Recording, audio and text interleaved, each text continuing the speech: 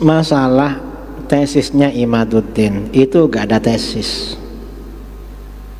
Kalau ada tesis dia mesti berani ketemu. Ternyata dia kan kabur terus.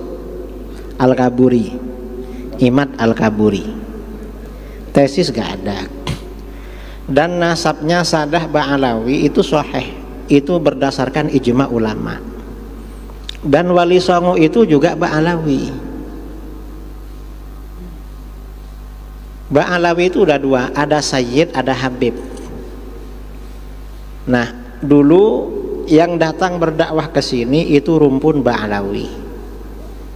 Jadi pada abad ke-6 Hijriah ada konflik di Yaman. Negeri Yaman diserbu oleh Ayyubiyin. Oleh Ayyubiyin ini anak cucunya Sultan Salahuddin Al-Ayyubi. Akhirnya banyak meninggal. Sampai Sadah itu Sayyid Ba'alawi yang habis. Sejak itu yang musnah itu dua marga. Marga Bani Jadid. Kan Sayyid Alawi bin Ubaidillah itu anaknya kan ada tiga kan. Sayyid Alawi bin Ubaidillah. Kan ada Basri, ada Jadid. Basri sama Jadid ini. Terus Alawi. Yang Bani Basri, Bani Jadid itu musnah. Karena terbunuh semua. Kecuali seorang perempuan yang meninggal terakhir abad ke-7. Musnah waktu itu. Akhirnya banyak orang-orang Tarim Hadramut lari. Termasuk yang lari Sayyid Abdul Malik bin Alawi bin Muhammad Shahib Mirbat, lari ke India, hijrah ke India. Kemudian lalu di India punya anak namanya, karena orangnya bagus ya, orangnya bagus dihormati, punya anak namanya Sayyid Abdullah Al-Madkhan. Lalu Abdullah ini punya anak lagi Ahmad Shah Jalal. Ahmad Shah Jalal ini punya anak lagi Jamaluddin Al-Husain. Nah, Jamaluddin Al-Husain ini yang menjadi datuknya Wali Songo. Karena para dai ulama di Indonesia, di Nusantara rata-rata cucunya Sayyid Jamaluddin Al-Husain. Beliau ini yang datang ke Campa menikah, kemudian sama anak cucunya berdakwah ke Aceh. Lalu anak cucunya disebar, lalu beliau juga melanjutkan dakwahnya dan meninggal di Wajo di Sulawesi. Itu Ba'alawi itu.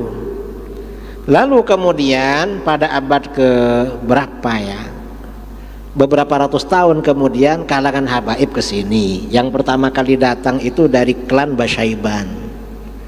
Kemudian habib-habib yang lain ke sini. Itu nasabnya sahih. Dan gak ada yang namanya tesis. Mengapa terjadi seperti itu?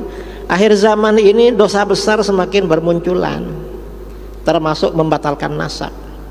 Rasulullah SAW bersabda dalam Sahih Muslim, "Itsnani finnas fihima kufrun." Dua perkara pada manusia, dua perkara ini mengandung kekufuran. Apa?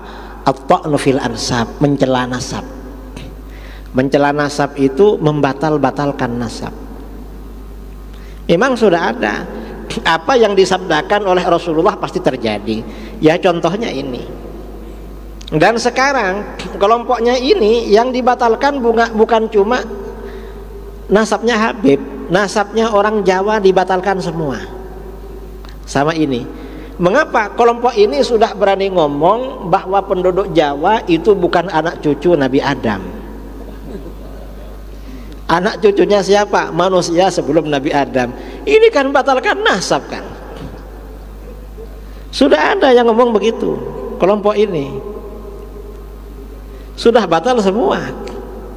Nah, kalau bukan anak cucunya Nabi Adam dari mana? Gak bisa. Gak bisa kawin saudara kalau bukan jenis, kalau beda jenis. Sebenarnya yang sama-sama punya kemaluan kan monyet kan punya ya, artinya mirip-mirip lah dengan manusia kan, monyet kemudian orangutan. Tapi gimana kalau kawin dengan monyet sama orangutan? Kan nggak bisa apa? Nggak bisa samara, nggak bisa sakinah mawaddah. Karena sakinah mawaddah itu kalau satu jenis kan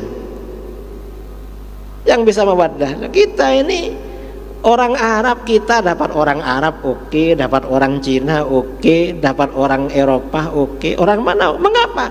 Satu jenis memang, sama-sama anak cucu Nabi Adam. Ini dibatalkan sama kelompok ini, bukan anak cucu Nabi Adam. Sudah parah ini. Cuma saudara ya kurang mengikuti sebenarnya itu. Saya kan mengikuti apa orang-orang ini kok dibatalkan semua. Kufur itu. Mengapa kufur? Karena di dalam Al-Quran ya Bani Adam kan, wahai anak cucu Adam. Berarti keliru Al-Quran bilang ya Bani Adam. Makanya kufur itu. Ada kufur-kufur di ini ya, masalah nasab. Jadi kita jangan ikut-ikut itu. Habib-habib itu kalau yang memang benar-benar habib itu nasabnya sahih kepada Rasulullah SAW. Sahih memang, nggak perlu diragukan. Kadang-kadang yang dijadikan bahan menghujat itu habib-habib yang nakal-nakal.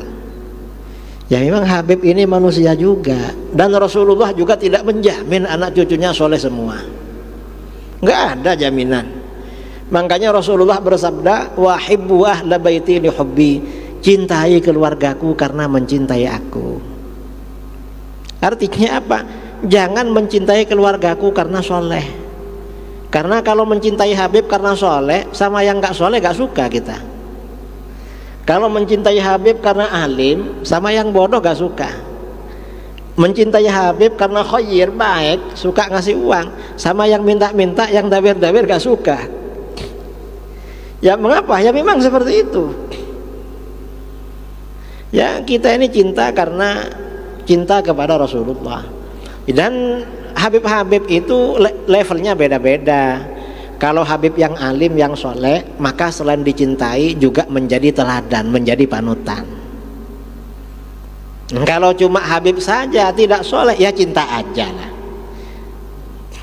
Lalu Habib tidak soleh masih bodoh lagi, ya cinta aja, tapi jangan disuruh ceramah.